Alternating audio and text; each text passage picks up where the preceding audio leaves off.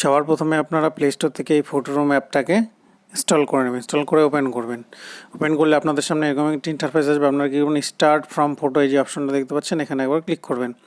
Click করে gallery থেকে যে কোনো একটি ছবি নিয়ে নেবেন। তো আমি এখান থেকে একটি ছবি নিয়ে নিচ্ছি গ্যালারি থেকে। দেখুন, তার জন্য আপনারা কিন্তু নেট অন রাখবেন। তো এই গ্যালারি থেকে ছবি নেওয়ার পর দেখুন ছবিটি কেমনভাবে দেখুন এখানে কিন্তু ভ্যানিশ হয়ে গেল ব্যাকগ্রাউন্ড। এবার আপনারা কি করবেন, এখানে দেখুন সাদা কালো অনেক ব্যাকগ্রাউন্ডের ডেমো দেওয়া আছে। আমি এই সাদা ব্যাকগ্রাউন্ডের ডেমোটি নিয়ে নেব। তো এটার উপরে ক্লিক করলে দেখুন সাদা ব্যাকগ্রাউন্ডের ডেমোটি আমার এখানে চলে আসলো। চলে আসার পরে যে দেখুন ব্যাকগ্রাউন্ড চেঞ্জ করার জন্য এখানে যে ব্যাকগ্রাউন্ড অপশন আছে, এখানে আপনারা একবার ক্লিক করে নেবেন।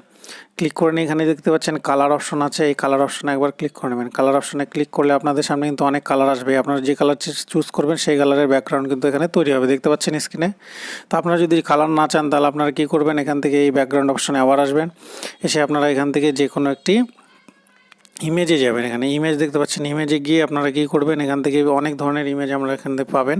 তো আমি ধরুন এখান থেকে এই ইমেজটিকে নিতে যাচ্ছি। তো এখানে আমরা একটা ক্লিক করব। ক্লিক করে দেখুন এখান থেকে অনেকগুলো ইমেজ আছে, এখান থেকে আমি যে কোনো একটা ইমেজ নিয়ে নিচ্ছি। ধরুন আমি এই ইমেজটি নেব, এই ইমেজটির উপর ক্লিক করে দিলাম। দেখুন ক্লিক করার সাথে সাথে কিন্তু আমার ব্যাকগ্রাউন্ডটি দারুণভাবে কিন্তু চেঞ্জ হয়ে যাবে। তো দেখুন ব্যাকগ্রাউন্ডটি চেঞ্জ হয়ে গেল। চেঞ্জ হয়ে যাওয়ার পর দেখুন আমরা ব্যাক অপশানে যদি করি দেখুন দারুণভাবে কিন্তু ব্যাকগ্রাউন্ডগুলো চেঞ্জ হয়ে যাচ্ছে। তারপর এখান থেকে আপনারা কী করবেন, এখান থেকে ডান অপশানে ক্লিক করবেন। ডান অপশানে ক্লিক করলে আপনারা কী করবেন, এটাকে আপনারা সেভ করতে পারবেন। তার জন্য আপনারা এখানে একটু শেয়ার অপশানে যাবেন। শেয়ার অপশানে গেলেই আপনারা কিন্তু এখানে সেভ করতে পারবেন। এই যে দেখুন সেভ টু গ্যালারি করলে এই ছবিটি আপনাদের সেভ হয়ে যাবে। তো এইভাবে যে কোনো ছবি কিন্তু আপনারা ব্যাকগ্রাউন্ড আপনারা কিন্তু চেঞ্জ করতে পারেন এই ফটোরুম অ্যাপসের মাধ্যমে।